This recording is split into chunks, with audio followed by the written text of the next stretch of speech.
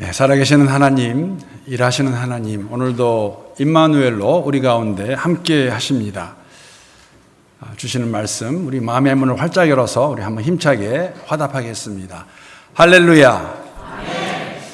제가 이런 이야기를 직접 들어보기도 했고, 또 신문의 기사도 많이 읽었고, 특히 다른 목회자들이 이렇게 말하는 것을 참 많이 보았습니다. 다른 것이 아니라 여러분, 한국인이 아닌 난 코리안 크리스천들이 한국 교회를 보면서 가장 많이 하는 그 말, 이미지가 있다면 무엇일까요?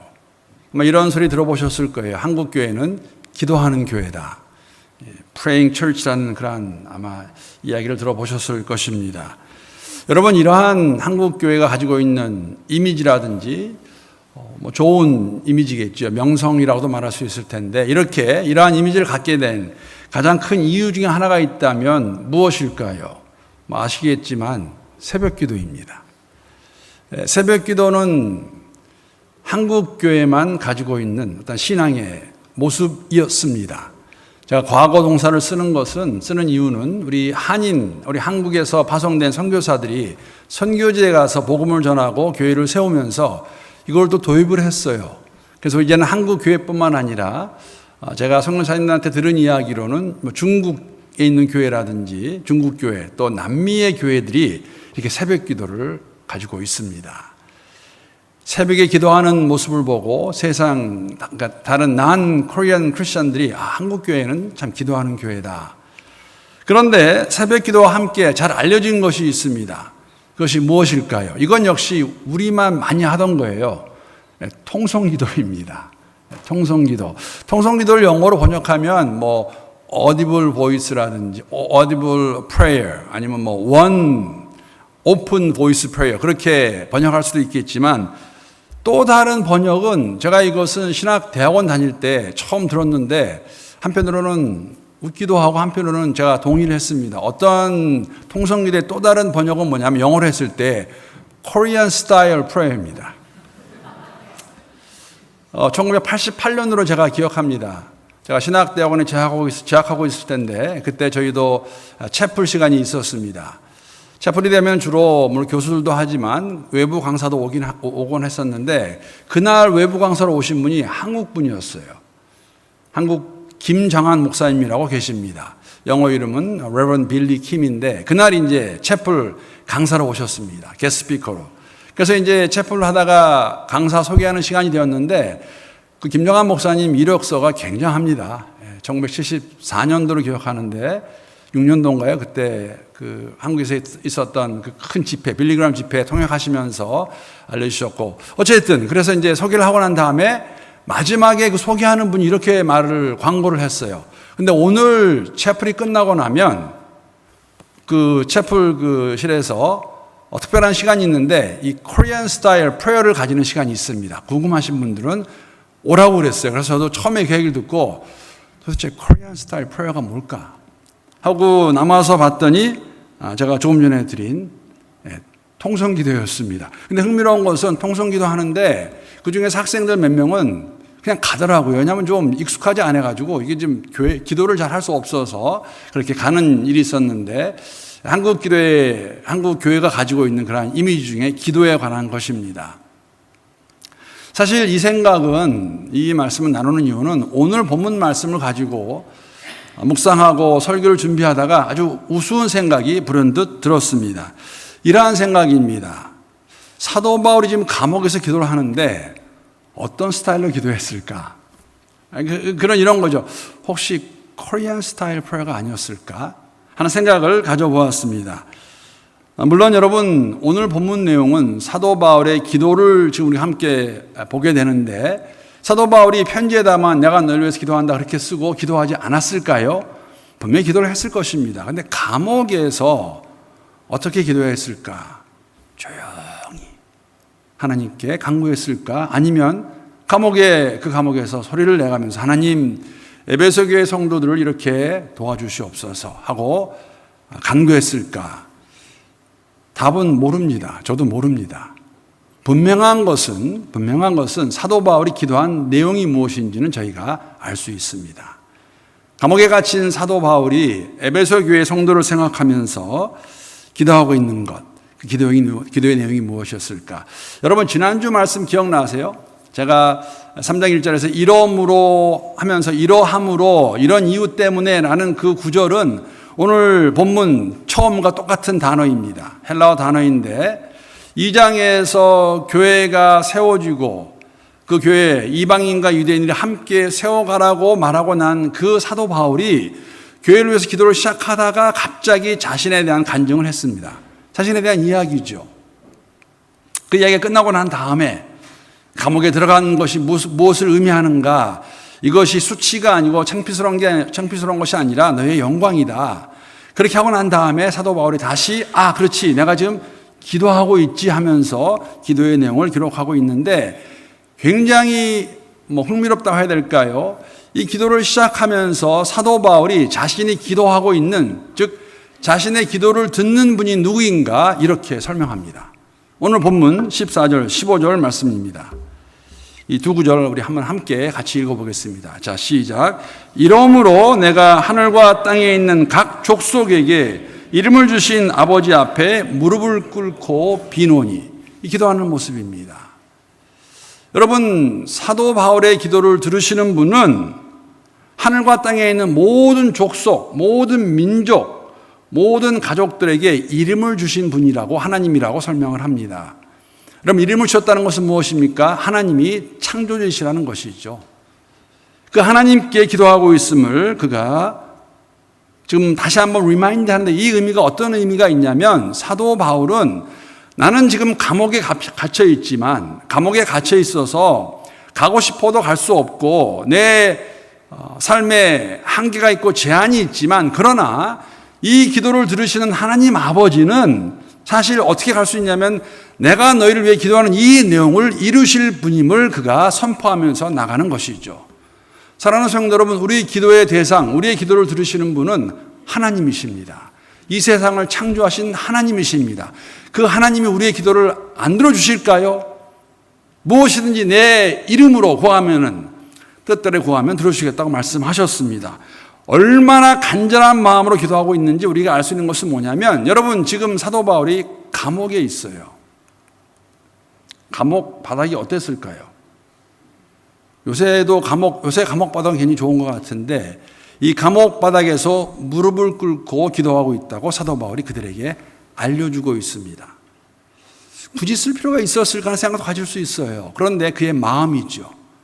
에베소 교회를 생각하는 그 간절한 마음, 하나님을 경외하는 마음. 왜냐하면 이 당시에 여러분 유대교와 초대교회에서 기도할 때는 주로 다 서서 했습니다. 사실 마태복음 5장을 보게 되면 예수님께서 기도에 대해 가르치시면서 바리새인들과 서기관들을, 종교 지도자들을 책망하실 때에 어떻게 책망하십니까? 너희는 왜 골목에 서서, 입구에 서서 기도하느냐? 물론 그렇게 기도하는 이유는 다른 것이 아니었죠. 사람들에게 인정을 받기 위해서 나 이렇게 많이 기도한다, 좀 알아달라, 나 경건한 사람이다. 그러한 것이 일반적인 기도의 모습이었는데, 오늘 사도 바울은 뭐라고 말하냐면 내가 하나님 앞에서 무릎을 꿇고 기도하고 있다고 말하고 있습니다. 저는 이 모습을 보면서 사도 바울이 에베소 교회 성도들 향한 그 마음을 보았습니다. 목회자의 마음입니다. 내가 감옥에 있지만 너희들 하나님께서 도와주셔서 이러한 교회, 이러한 성도가 되기를 원한다 하는 모습입니다. 여러분과 저도 이러한 사도 바울의 기도하는 모습을 닮아서 그렇게 하나님을 경외하고 또 성도들을 위해서, 교회를 위해서 간절한 마음으로 기도할 수 있는 여러분과 저, 우리 교회가 될 수 있기를 함께 기도합니다. 이러한 기도를 할 때 하나님 어떻게 역사하실까? 기도의 파스처죠. 어떻게 기도하겠습니까? 그런데 오늘 본문에서 중요한 것은 뭐냐면 이 감옥에 갇힌 사도 바울이 기도하는 기도의 내용입니다. 세 가지를 가지고 기도하고 있습니다. 세 가지를 위해서 기도하고 있습니다. 첫 번째 기도 16절 말씀 제가 한번 읽어보겠습니다. 그의 영광의 풍성함을 따라 그의 성령으로 말미암아 너희 속사람을 능력으로 강건하게 하시오며. 첫 번째 기도 제목이 무엇입니까? 기도의 내용이 무엇입니까? 너희의 속사람이 강건케 되는 것을 위해서 그가 기도하고 있습니다. 여러분, 오늘 본문의 기도 내용은 사실은 두 번째로 기도하는 사도 바울의 기도 내용입니다. 첫 번째도 그랬지만 오늘 이 두 번째 내용에서도 다시 한번 그거 여러분 느낄 수 있지 않습니까? 지금 사도 바울이 어디에 있습니까? 지금 로마 감옥에 있습니다. 여러분, 감옥에 왜 들어갔습니까? 복음을 전하다가 들어갔습니다.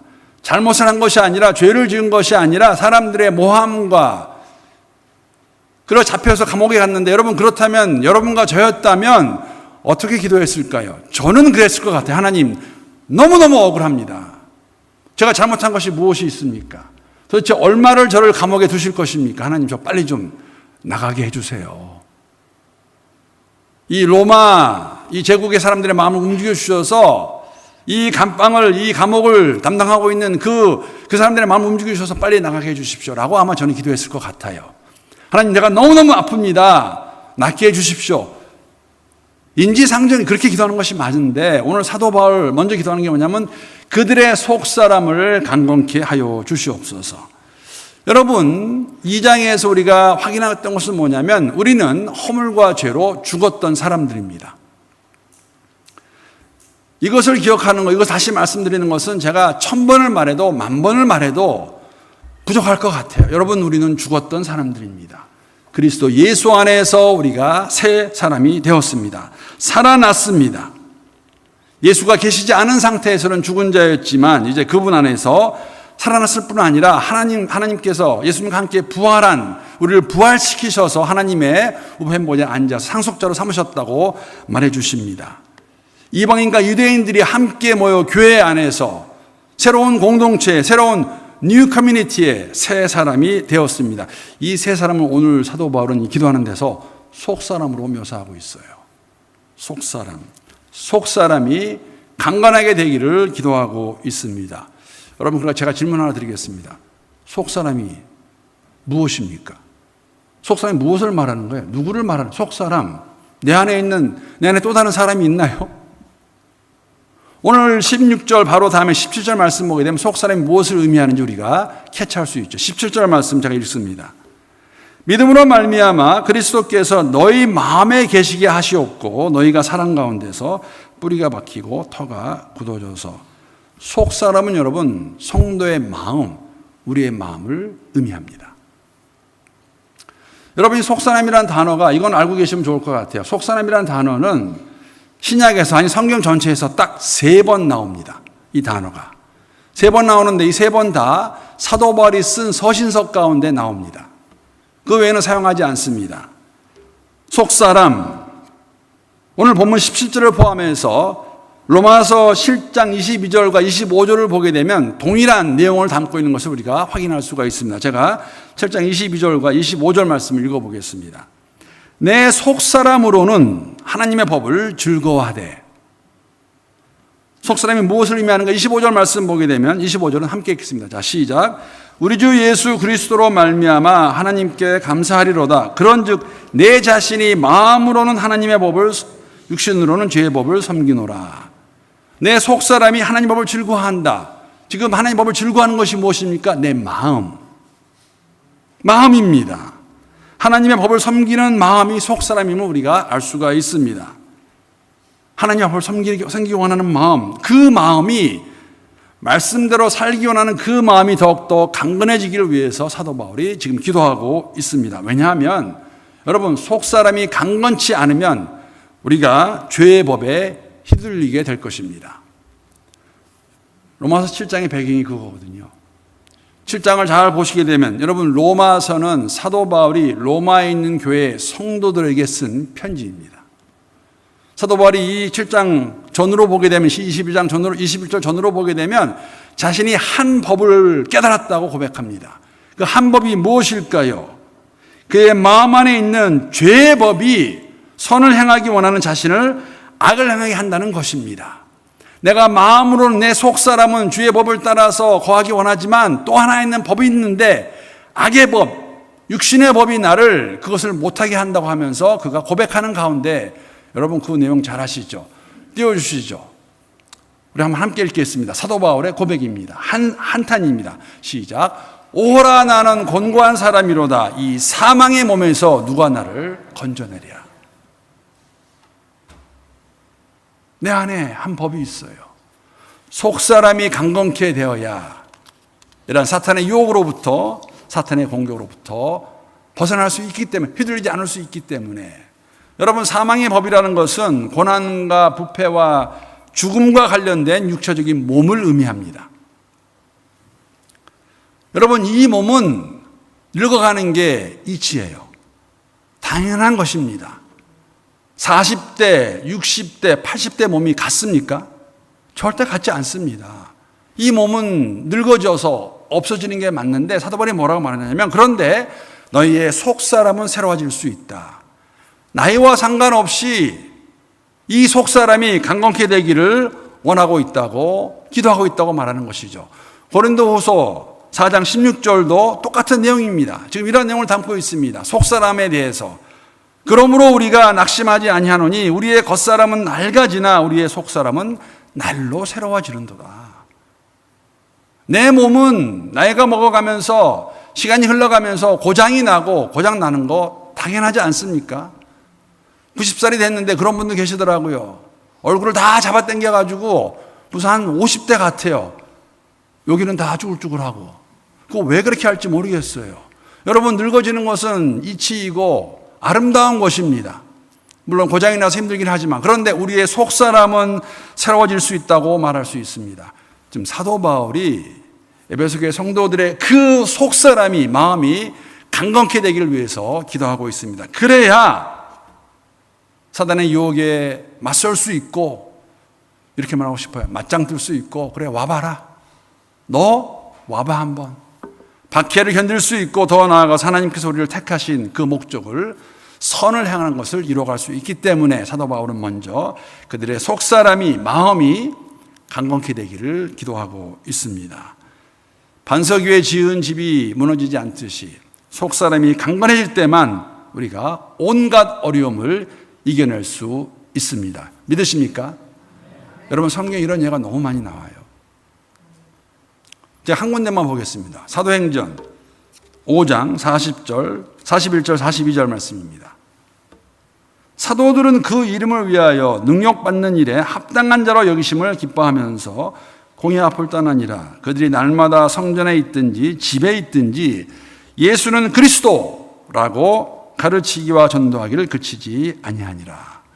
너무나 잘 아는 내용입니다. 부활하신 예수를 만난 제자들의 삶이 변했습니다.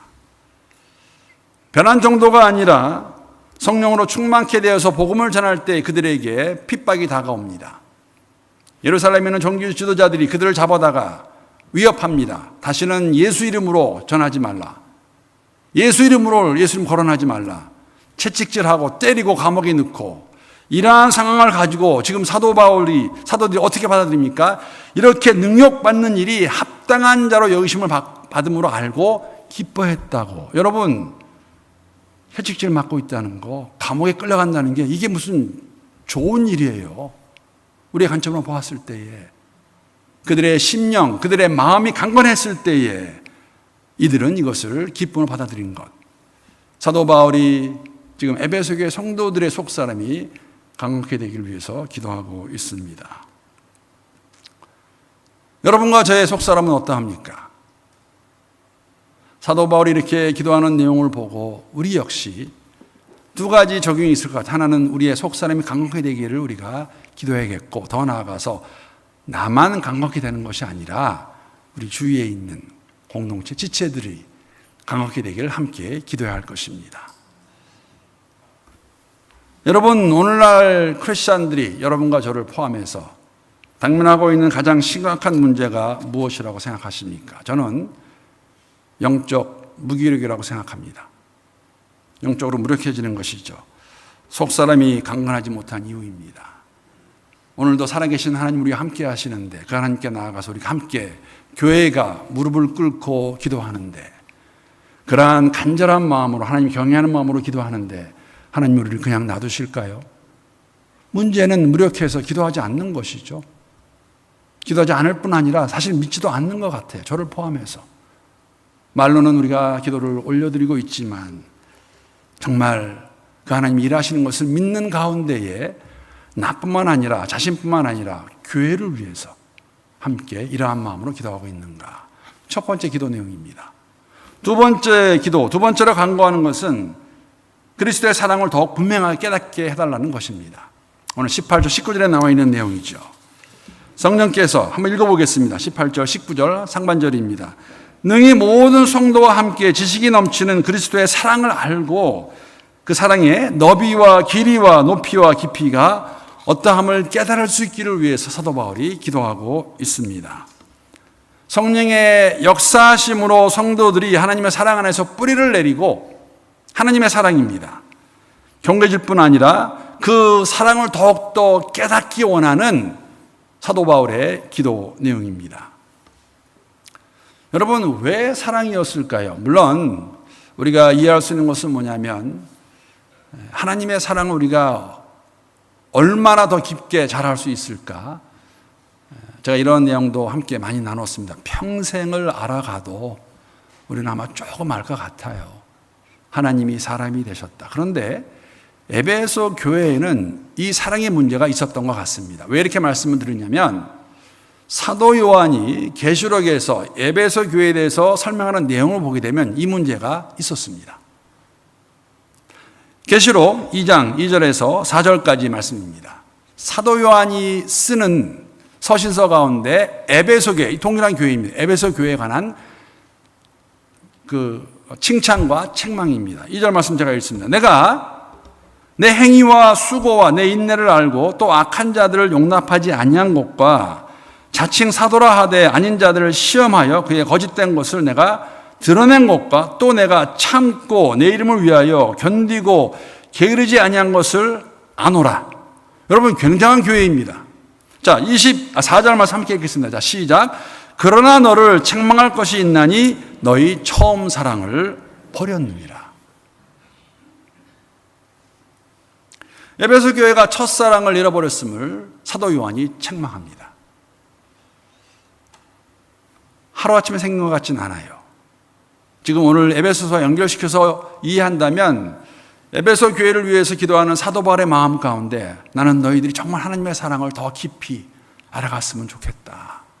여러분, 진리를 수호한다고 하면서 정말 그런 것들 다 몰아낸다고 하면서 과정 가운데 하나님의 사랑, 그리스도의 사랑을 잊어버린, 없어졌다는 것은 문제가 되는 것이죠. 계시록의 내용입니다. 여러분과 저도 이미 하나님의 사랑을 경험한 자들이라고 우리가 고백을 합니다. 물론 우리가 하나님의 사랑을 다 안다고 조금 전에 말씀드린 것 같이 말할 수 없지요. 사도 바울이 그들을 위해 기도하는 것 같이 여러분과 저의 삶 가운데서도 이 사랑을 더욱더 깨달아갈 수 있는 어느 정도까지 가야 되나? 오늘 사도 바울이 그렇게 얘기합니다. 그 사랑의 너비와 길이와 높이와 깊이를 알아가는, 깨닫는 그러한 성도가 될 수 있기를 위해서 기도하고 있는 것입니다. 하나님의 사랑의, 그리스도의 사랑의 너비, 길이, 높이, 그리고 깊이. 여러분, 넓다. 여러분, 넓다라는 단어를 우리가 어디에 쓰지요? 아마 크게 얘기해서 하나는 우리가 일반적으로는 바다가 참 넓다. 광활한 사막이 참 넓다. 하나님의 사랑의 넓이가 얼마나 넓을까요? 하나님의 사랑의 넓이는 세상의 모든 사람이 한 사람도 낙오되지 않고 하나님을 알기 원하는 그러한 넓은 마음을 가지신 분이 하나님이시고 그것이 하나님의 사랑입니다. 모든 사람, 모든 열방. 길이가 얼마나 길까요? 끝이 보이지 않는 산등성을 바라보면서 우리가 길다라는 말을 하죠. 여러분, 하나님의 사랑의 길이는 이렇게 하시면 돼요. 우리를 창세 전에 영원부터 택하셨고 자녀로 삼으시겠다고 약속하셨고 말씀해 주셨고 이 땅에서 삶이 끝나도 영원까지 긴 사랑이 하나님의 사랑입니다. 그 길이를 알아가야 되는 것이죠. 하나님의 사랑의 높이 얼마나 높을까요? 하늘이 높다고 말하죠. 하나님께서 그리스도 예수를 부활시키셔서 하늘로 승천하셔서 하나님의 보좌에 우편 보좌에 앉아 계시는 그 하나님의 높이, 사랑의 높이, 하나님의 사랑의 깊이, 그 마음을 우리가 다 이해할 수 있을까요? 수심이 보이지 않는 바다를 보면서 참 깊다라고 말할 수 있는데 우리가 오늘도 주 앞에 나와서 회개하고 기도하면 용서하시고 또 다시 받아주시는 하나님의 사랑의 깊이, 그 깊이를 깨닫기 원한다고, 더 알아가기 원한다고 사도 바울이 기도하고 있습니다. 동일한 기도 제목이 여러분과 저의 기도가 되기를 함께 기도합니다. 하나님의 사랑, 그리스도의 사랑의 깊이와 너비와 높이와 이를 알아갈 수 있는 우리의 삶이 되기를 바라는데, 여러분 다시 한번 이것은 우리 개인의 성숙함으로 끝나는 것이 아니라 교회가 함께 이 깨달음을 가지고 교회를 세워가는 우리 멜번 한인교회가 될 수 있기를, 우리 가운데 그러한 이해를 역사하시는 주의 손길을 경험할 수 있기를 함께 기도합니다.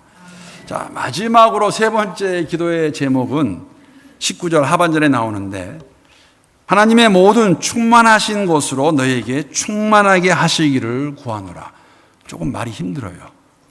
하나님의 모든 충만하신 것으로 너에게 충만하기를 구하노라. 하나님의 모든 충만하심이 무엇입니까? 하나님의 모든 충만하심은 하나님의 임재하심과 역사하심과 능력을 포함한 하나님의 완전함을 의미합니다. 그러니까 하나님의 그 완전함의 경지까지 이루기는 충만하기를 원해서 그것을 바라며 기도하고 있다는 것이죠. 새로운 것은 아닙니다. 예수님이 이미 하신 말씀이에요. 마태복음 5장 48절 말씀 보게 되면 예수님께서 뭐라고 말씀하십니까? 하늘에 계신 너희 아버지가 완전함 같이, 온전함 같이 너희도 어떻게 하라고요? 완전하라. 온전하라. 그 말씀 그대로 사도 바울이 갖다가 여기다 지금 사용하고 있는 것이죠. 내가 너희를 기도하는데 하나님의 모든 충만의 경지까지 이를 때까지, 충만할 때까지 자라가야 됨을, 성장해야 됨을 위해서 기도하고 있는 이 모습, 이 기도의 내용을 저희들이 오늘 본문을 통해서 알 수가 있습니다. 이렇게 설명하면 좋을 것 같아요. 에베소 교회 성도들의 속사람이, 마음이 강건해지며 그 가운데 하나님의 사랑에, 그리스도의 사랑의 깊이를, 너비를, 높이를 알게 될 때에 그러한 삶이 하나님의 모든 충만에까지 이르는 충만함에 거하는 삶이라는 것이죠. 이것을 위해서 사도 바울이 기도하고 있습니다.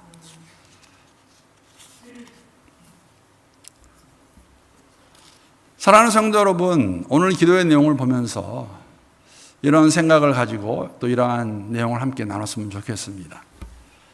하나님이 허물과 죄로 죽었던 여러분과 저를 살려주신, 건져주신 목적은 우리가 소위 말하는 천당에 들어가서 영생 복락을 누리게 함이 아닙니다. 그게 다가 아닙니다. 제가 이 말씀을 드렸습니다. 그리스도의 오심으로, 초림으로 이 땅에 하나님 나라가 시작이 되었습니다. 우리가 예수를 믿을 때 하나님 나라의 백성이 됩니다.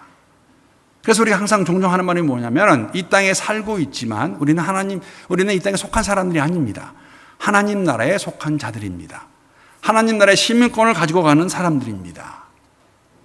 그렇기 때문에 어떠한 삶을 살아야 될 것인가? 여러분, 사도 바울이 지금 에베소 교회 성도를 위해서 기도하는 그 내용의 삶이 우리의 삶이 되어야 돼요. 우리의 마음이 강건케 되어야 됩니다. 우리가 더욱더 하나님의 사랑을 깨달아야 됩니다. 그러면 그러는 가운데 하늘의 아버지가 완전하신 같이 완전한 삶을 살기 위해서 주를 따라가는 삶이 성도의 삶입니다. 이것을 위해서 함께 기도하고, 나뿐만 아니라 우리 주위에 있는 성도들의 삶을 위해서 함께 기도하는, 그렇다면 우리에게 주시는 도전의 질문이 있다면 여러분과 저의 기도의 삶이 어떠합니까? 아니, 더 나아가서 우리가 무엇을 위해 기도하고 있습니까?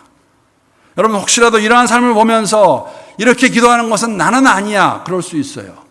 어린아이의 기도와 저 자라가는 성도의 기도가 다르겠죠. 그러나 오늘 본문 말씀을 통해 주시는 것은 우리가 성도로서 교회에서 함께 이러한 기도의 내용을 가지고 기도해 나갈 때 여러분, 분명한 것은 하나님께서 이 일을 이루신다는 것입니다. 왜? 하나님이시기 때문에. 이 기도를 마치면서 사도 바울이 이렇게 고백합니다. 이렇게 아멘합니다. 본문 20절, 21절 말씀입니다. 분명 확신이 있습니다. 함께 읽겠습니다. 자, 시작. 우리 가운데서 역사하시는 능력대로 우리가 구하거나 생각하는 모든 것에 더 넘치도록 능히 하실 이에게 교회 안에서와 그리스도 예수 안에서 영광이 되도록 영원 무궁하기를 원하노라. 아멘.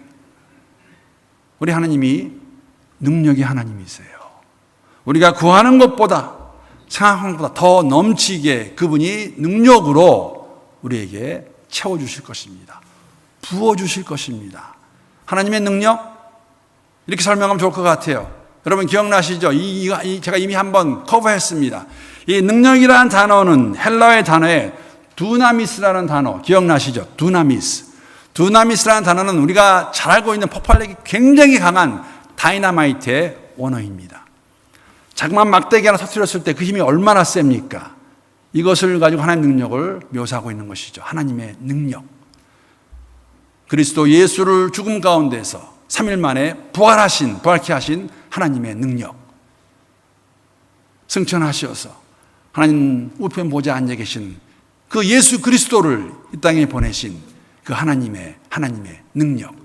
그 능력이 우리의 삶 가운데서 우리가 간구하는 것보다 원하는 것보다 바라는 것보다 더 크게 더 많이 채우실 것을 약속하십니다. 여러분 믿으세요? 이걸 믿어야 기도할 거 아닙니까? 몇 마디 하고 들으실래나? 하나님 들으세요. 대답하십니다. 이 하나님의 능력이 허물과 죄로 죽었던 저희들을 구원하셨습니다. 이 하나님의 능력이 우리를 그리스도와 함께 상속자로, 하나님 나라의 상속자로 삼아주셨습니다. 이 능력의 하나님이 이 땅에서 우리가 함께 믿음의 정 걸어가는 가운데 우리의 간구를 들으시고 우리 공동체 안에, 공동체 밖에서 하나님의 영광을 드러내실 것입니다. 예수 안에서 한 형제자매 된 사랑하는 성도 여러분, 우리가 그리스도의 장성한 분량에 이르기까지 앞에 놓여 있는 표대를 함께 바라보고 부르심의 상이 주어지는 그날까지 함께 기도하며 믿음의 여정 잘 걸어가는 우리 교회가 될 수 있기를 주님의 이름으로 기도합니다.